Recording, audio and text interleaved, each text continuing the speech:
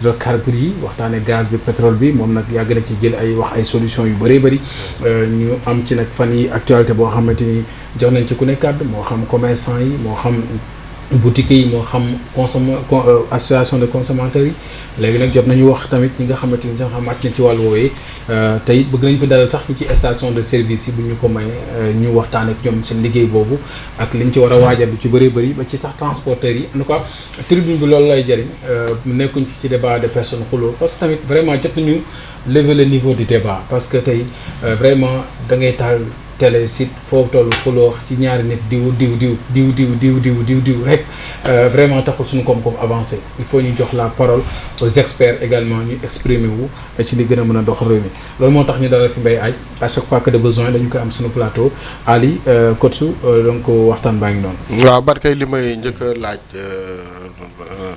monsieur Aaj moom mooy en fait temps yi gis nañ ne gouvernement bi annoncé na ay baisse lu jëm ci wàllu énergie gaz gaz bi nag commerçant yeeg yooyu nee nañ en fait du wàññi mais prix bi fi ne woon peut-être lañ annoncé waat donc loolu lépp bëggoon naa di am ci sa jàngat en tant que expert. effectivement baisse moom boo koy xool plusieurs segments la annoncé nañ fi baisse gaz effectivement baisse hydrocarbures yi. mooy gaz kii essence ak gasoil. bi ci mujj voilà bi ci mujj mooy électricité bi. voilà donc mais ci jàngat bu en tout cas bu gàtt. dafa am plusieurs lectures parce que effectivement man gis naa prix bi ñu wàccee ci gaz bi gazu 9 kilos bi je pense que baisse bi c'est pas substantiel parce que booy xool prix bi fa nekkoon ak prix bi ñu ko wàccee ay 15 francs la à peu près en tout cas 9 kilos bi voilà donc mais je sais que gaz bi daal am na baisse certes mais njeexital bi taxu ko demee noonu je pense que ci wàllu baisse bi ci gën a intéressant ci carburant bi la ci wàllu essence bi ak gasoil bi parce que foofu boo koy comparer ak électricité bi nga xam ne naa ci ñëwaat amul ay tranche benn tranche la donc dañoo def une baisse pour en tout cas le prix à la pompe voilà donc boo koy xool consommateur bi moom ce qui est sûr mooy kiy jënd tuuti ak kiy jënd lu bëri am na njeexital seen poche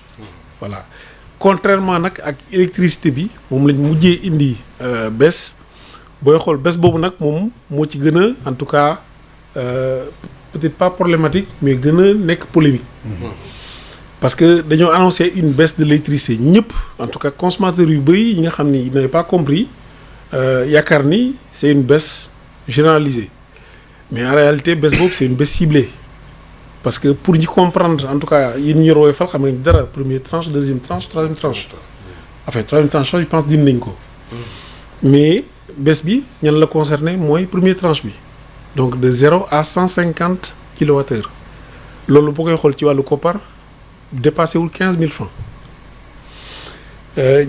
maanaam baisse boobu dina am njeexital ci ñenn ñi mooy vraiment ñi nga xam ni amuñu enfin seen consommation demeewul noonu mais pour sénégalais yi nga xam ni dépassé nañu première tranche bi foofu la coow li nekk te fu mu toll nii man yàgg naa ko wax ñi ngi ci période accalmie ñi ngi ci période seddaay consommation yi dañoo wàññeeku. waaw loolu laa doon bëgg a laaj sax wala ñoom fi ñu ko indee est-ce que même ci toog nii da nga mën a jouer da nga mën a xool ndax wàññi am na wala déet parce que bu sedd ñëwee li ngay consommer sa dootul bëri clim yi dootul tàkk bon sa yii def congélation yi ne bon des fois ak sedd bi peut-être.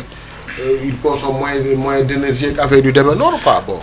ni ñu ko waxee noonu la en fait cette baisse dafa c'est-à-dire que booy def baisse électricité effectivement Sénégal bon ñun on a la malchance en tout cas d'avoir des tranches sur la consommation ou les consommations mais baisse bi balaa nga koy mën enfin baisse électricité balaa nga koy mën natt dëgg nga def ko ci période boo xam ni compteurs yi ñuy tourner waaw compteurs yi ñuy tourner te compteur yi nag du période bii actuellement nii ñëpp a fay seen climatiseur ñëpp a fay seen ventilateur frigo yi dañuy replier wu donc dañuy consommer moins voilà lan moo fay des lampe yi ak télé mais de loolu mooy consommer télé Coupe d'Afrique kon bu ñu la monsieur Aaj kon bu ñu la dégloo dafa mel ne genre naxaate da ci rax quoi en fait pas naxaate peut-être am. wala mauvaise foi wala stratégie boo xamante ni tamit wàññi pour wàññi la nii rek mais au fond amul wàññi. xam nga baisse dafa diis. waaw boo déggee baisse da ngay yaakaar ni effectivement dañ ko tirer vers le bas. mais il faut que ñu wax dëgg nit ñi. d'abord baisse balaa ñu koy mën a mesurer. dëgg il faut mu nekk ci période de consommation. voilà te période de consommation du période du heure bii. vraiment du heure bii à moins nga am ay chauffe-eau sa kër di taal ay chauffe-eau di taal ay matériel électroménager et cetera. mais wax dëgg yàlla heure bi bu mesurer sa consommation comparé ko ak mois de mai ak mois de juin. c'est vraiment pas la même chose. kon constat bi pour ñu mën ci wax dëgg-dëgg il faut ñu dem ba mois de juin. gis nga bu ñu demee ba mois de juin xam nga ce qui va se passer man yàgg naa ko wax. baisse bi dina impacter ay consommateurs loolu moom amul sax ma dem te ñëw. parce que xam nga maanaam wàllu électricité bul yaakaar ne yow ni ngay consommer moom la ñëpp di consommer. non am na ñoo xam ni maanaam dañuy taqale. ki doon fay par exemple ki doon jënd 2000 francs électricité am na fi au Sénégal. 2000 francs le mois. bon man waxuma ko pour dara yàlla moo bon man yoruma di góorgóorlu comme ñëpp sax mais damay gis sax ñoo xam ne ay 1000 francs damay par exemple damay dégg kenn mu naan bi ma jëndee bon genre somme yooyu après yow. exact lay xaw a kii quoi parce que. da ngay gis exact c'est-à-dire que gis nga jënd yooyu boo ko cumulé le mois. waaw kii jënd 2000 kii jënd 1000 francs jëndaat 1000 francs jëndaat 1000 francs muy 3000 francs le mois. am na fii au Sénégal gis nga kooku boo ko économiser loo 300 francs dara la ci moom. dara la waaw c'est vrai. dara la ci moom parce que maanaam. parce que su ma doon du jënd 1000 quoi. exactement mais consommateurs yi nga xam ni dem nañ dépasser 25000 30000 50000 jëm kaw yow yaa ngi doon fay à supposer nga doon fay 50000 ñu la wàññi lañ la 1500 lan la lay jëriñ. vraiment c'est pas signifiant. c'est dérisoire. gis nga foofu lañ ko war a xoolee foofu lañ ko war a analyser. bés bii ay fay 80 jëm 150 000. non ñooñu bokkuñ waroon a xool non ma ne foofu lañ waroon a laal. foofu la affaire bi ne de. gis nga am ay 15000 ak 20000 yooyu. est-ce que kon dafa am benn peuple benn baa peuple bu ñu bëgg a neexal ci suuf. mooy cette baisse ciblée parce que damay jël référence de ku mel ne Côte d'Ivoire. Côte d'Ivoire benn tranche la ñu am benn tranche une seule tranche pour tous les consommateurs. les petits consommateurs ak les gros consommateurs plus bien sûr ngay consommer électricité plus ngay fay mais tu payes sur le même tarif ñun nag bu ñu amoon un tarif unifié maanaam ñu ne wàcc def nañ baisse de 10% sur ce tarif ñëpp daañu ko gis seen bopp mais la réalité est que baisse bi c'est pour les petits consommateurs il faut que mu leer ci bopp ñëpp te balaa coow li am rek balaa coow li am je vous assure sedd bi jeex. mais foofu sax bon d'abord ça fait truc parce que même ñun ñii ñuy wax nii mais on est des petits consommateurs ah parce que ay 50 000 60 000 70 000 bon par rapport ak prix de l'électricité au Sénégal ba léegi petit consommateur ga parce que ñeneen ñi nga xam ne kay ñoom ñooy dem mënoon nañoo gën a laal foofu peut-être ñi nga xam ne boo dee ay 1000 2000 bon xaw ma sax peut-être mooy peut-être ñi nga xam ne à peu près ils n'ont pas d'appareil ak yooyu. en fait xam nga. petit consommateur ak gros consommateur. yaa ngi koy xoolee ci nombre de kilowattheures yi ngay consommer. waaw parce que boo jàllee première tranche bi boo jàllee 150 kilowattheures 150 kilowattheures mën nga ko atteindre très rapidement pour koo xam ni day taal ay appareils. koo xam ni këram am na clim këram am na appareil électroménager am na chauffe-eau et cetera mais kooku rapidement mën na génn ci tranche boobu. problème bi mooy effectivement baisse bi dañ ko cibler encore une fois sur un nombre de kilowattheures sur un nombre boo ko dépassé bokkatuloo concerné wu la. mais monsieur Hadj man tam su ma bëgg a laaj des fois Sénégal pourquoi courant bi bon comme ni ñu ko waxee de manière courant bi électricité bi di cher fii parce que peut-être yeneen réew yi hydroélectricité peut-être lañu utiliser c'est plus truc que ñun on utilise ay gaz wala xaw ma carburant yi utiliser wala lan moo tax finalement fii mu gën a cher quoi. man je ne comprends pas trop. c'est une question très intéressante xam nga nag Senelec bi nga xam ne moom mooy jaay courant bi. waaw dafa am revenu boo xam ne mënu ko weesu maanaam li muy. c'est Senelec parce que boo xoolee ñun suñu mix suñu bouquet énergétique majoritairement ci fuel lay jógee ci pétrole voilà pétrole dañ koy jëndee malheureusement dañ koy jëndee bitim réew di ko togg di ko jaay. Senelec nag gis nga bés bi yëpp Senelec daf ci am un œil daf ci am kaddu moom mooy wax bés maanaam fii laa mën a yem exactement fii laa mën a yem si ministère à travers CRSE mooy commission de régulation de l'électricité annoncé une baisse par rapport comme on dit à un prix mais li tax électricité cher fii ñi ngi koy toggi la léegi nag il faut ñu enchaîner électricité mënoon na gën a yomb Sénégal parce que simplement Sénégal dafa nekk ci tournant Sénégal dafa nekk producteur de gaz et de pétrole gis nga Algérie électricité mi ngi jógee à plus de 90% sur le gaz parce que Algérie pays producteur de gaz la mais boo koy xool xam nga Algérie seen kilowattheure ñaata la 25 francs passé wu ko 25 francs parce que ci gaz lay jógee te gaz bu fan lay jógee seen réew lay jógee léegi nag gis ngeen yàgg ngeen dégg la stratégie gaz to power. gaz to power bien sûr. gis nga concept boobu moo ñu mën a génne ci guute gi. yàgg wax bëree bëri. non mais c'est que. même pour l'industrie d'ailleurs. gaz to industrie gaz to power mais là où ça fait mal rek là où ça fait mal mooy Sénégal dafa découvrir du gaz il y a 10 ans parce que gaz ñu ngi ko commencé wax depuis 2014 ou 2015 entre 2015 ak léegi gaz génn na fi mooy gaz GTA bi mais gaz boobu dañ ko maanaam mi ngi dem bitim réew. mi ngi dem ci ay tankers ñeneen di ko utiliser. pas suñu centrale yi. le concept gaz to power bi ñuy wax foofu la péché am. foofu la péché maanaam. mais comment ça se fait ba loolu am. bu ñu mën a tànk seen pétrole di ko yóbbu comme ça aussi au vu de tout le monde. mais duñ ci ñam dara quoi. coach dafa am ñoo xam ne ñooñu fi toogal. ñooñu fi toogaloon. saytu contrat yi signé ko.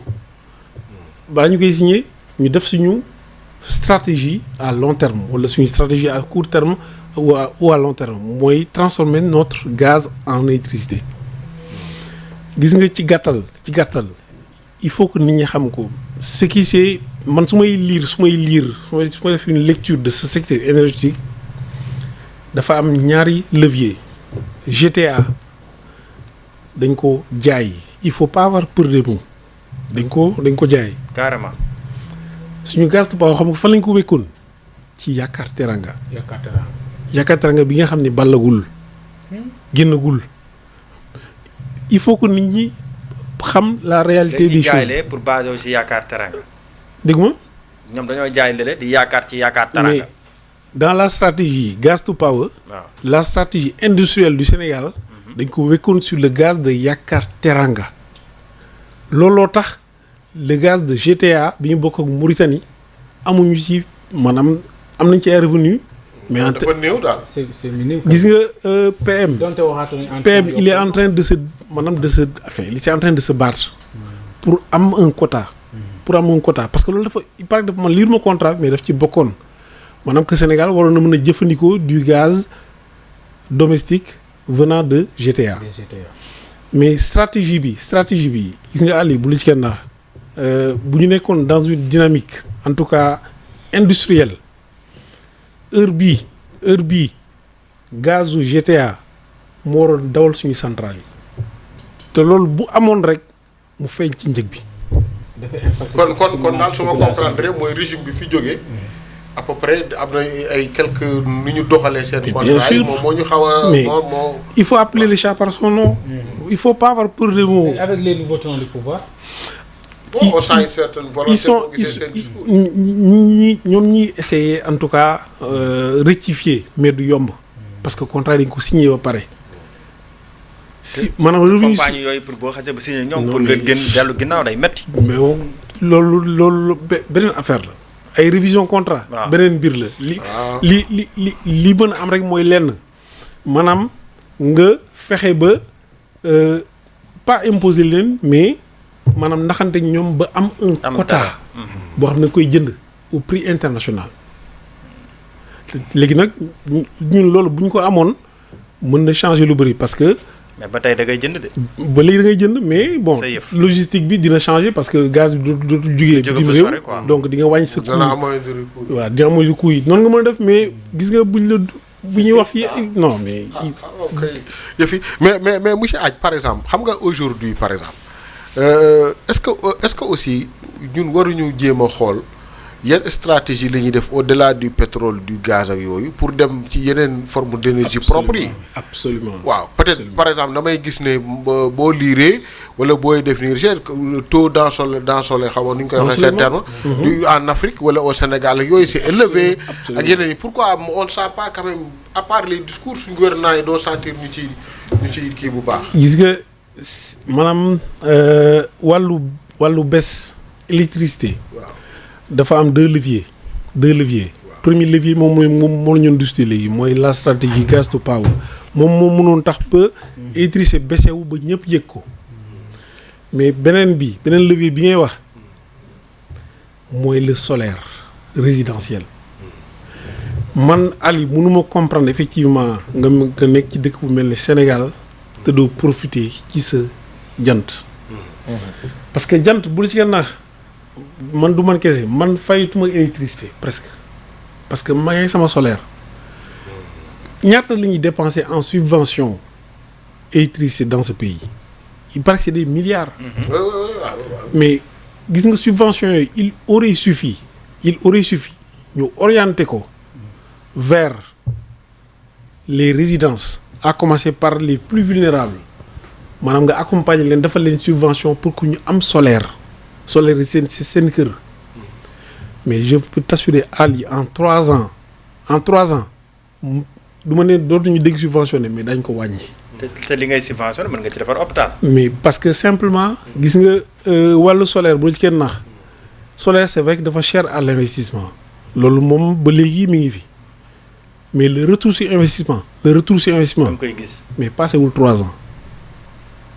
jar na ko je sais pas si. oui parce que li nga wax. passé wul 3 ans. parce que li mu wax nii am na solo parce que day boo dee xool même affaire négociation ak ay banque ay effet yooyu des fois subvention sur le mooy yenn subvention yi ngay dégg naan est-ce que duñu wax ñu teggi ko affaire yu demee des fois enjeu bi yooyu moo ci ne. donc pour dire que affaire mais man le problème c'est que man xam nga la mooy problème bi c'est que aujourd'hui man même au-delà du Sénégal en Afrique moi je ne sens pas cette volonté de nos gouvernants d'aller vers ça man daal soit peut-être je me dis que la technologie dafa compliqué wala lan moo finalement lan moo ci ne. problème mu volonté kese la. waaw problème mu volonté kese la en tout cas pour le cas du Sénégal. waaw je peux t'assurer Ali que les possibilités techniques sont là le solaire peut aider en fait à diminuer le coût de l'électricité te du yam foofu gis nga cette affaire du solaire bu ko état bi initié woon régime bi fii def da koy quel que soit le régime bi ko def da koy récupérer politiquement parce que simplement consommateur dañ ci gis liggéey en fait au Sénégal xam nga ban problème la ñu am maanaam si suñu poche moo xam circulation bi la moo xam secteur yu boo mën ci dem yow fexeel ba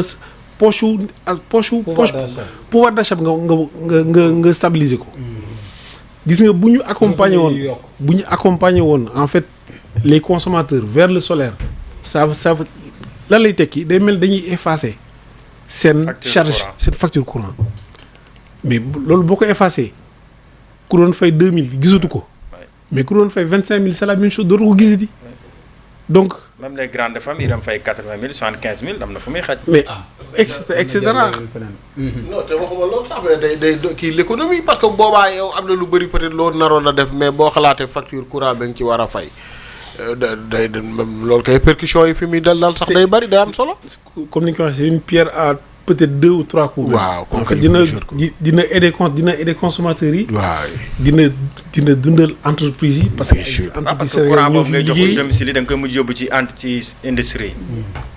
en fait boo ko doon def tu vas pas appeler des chinois des tubaab ñu defal la ko. peut-être le seul bémol actuellement nii bi ñu waroon travailler en dehors de effectivement cette question solaire mooy fexe ba panneaux solaires yi ñu koy defaree fii. panneaux yëpp ci lay jógee. tous les panneaux du monde proviennent non mais loo tax mu wàññeeku au contraire mu wàññeeku panneau yi dafa dégringolé yi dafa. c'est-à-dire que lépp Allemagne nekk ci dëgg-dëgg boobu seeroon na. non mais léegi loolu mën nañu ko defaral suñu bopp fii. non malheureusement amaguñu cette stratégie. mais loolu c'est-à-dire que expertise bi wala. en fait compétence ñi ngi fii. mais il faut c'est un problème de volonté. mais gis nga volonté bi ngay wax nii xam lu tax mu mën nekk parce que chinois yi avant ñuy détenir affaire bi. mais allemand yi ñoo ko yoroon. mais chinois li wax moo ci allemand yi ñoo nekkoon ci solaire bi ak américains yi. finlandais yi et cetera. mais chinois yi volonté lañ am. mais depuis bi ci chinois yi duggee. depuis les années 2000. booy xool prix wu kilowatt par dollar wala dollar par kilowatt. dafa dégringolé wu. carrément. léegi nag. boo génnee Sénégal. On parle de transition énergétique yéen a ngi koy dégg souvent. transition énergétique. mooy aller vers les sources propres. wala énergie mixte. énergie mixte et cetera. mais xam nga la mooy problème tubaab bi actuellement la mooy problème tubaab bi transition boobu ñuy wax benn dëkk lay enrichir mooy la Chine parce que lépp fa lay jugee. lépp fa lay jugee. solaire parce que li ngay soxla yëpp def transition fa lay jugee. c'est kenn mu leen concurrencer. Dernièrement nag dégg nga fi PM ak je sais pas annoncé na fi une usine de montage xaw ma si dégg ngeen ko. de montage de panneaux. waaw si c'est ay pas yu am solo la. c'est-à-dire que. kon da gis ni PM moom tànk yi mu teg nii jéego yi mu teg nii yu baax la. non wax dëgg yàlla baax na. wax dëgg yàlla mi ngi ci. te li may wax rek ils ont besoin d'être accompagnés. d'accord voilà ils ont besoin d'être accompagnés parce que man encore une fois mënuma comprendre. fi ma toll nii mënuma comprendre. que solaire bañ a exploser au Sénégal. ce n'est mënul dugg sama bopp. voilà dëkk boo xam ne nii sedd sax dafa tàng. parce que soleil bi don de jël daal war nañ ko mën a utiliser. vraiment bu ñu yàlla defal quoi. tubaab bi bu ñëwee fii. tubaab bi bu ñëwee fii li leen di jëkk jaaxal mooy li ñu utiliser wul le soleil pour s'alimenter. loolu daf leen di choquer quoi. waaw parce que effectivement mais nag li may wax rek kuy xaaram di si jaaw am na ñoo xam ni actuellement nii non sincèrement ñu wax ko ñu bañ ko wax. ñu ngi ciy gis seen bopp. ñu ngi ciy gis seen bopp parce que. mais ca contrat ya quoi. fayatuñu électricité à cause du solaire. voilà solaire moo leen defal lépp. pas ay ta loolu baax na de. mais solaire boo sare boo sa kër saa pare soo bëggee loolu da ngay dem ci entreprise mu def loolu maanaam solaire bi yow li nga yor sa kër yëpp da koy doxal. non mais Ali solaire dafa évoluer solaire dem bokk na solaire tey. xam mu wax yi télé bu njëkk yi xam télé boobu doon génn noir blanc nga ci loolu rek nga koy seetaan mais Ali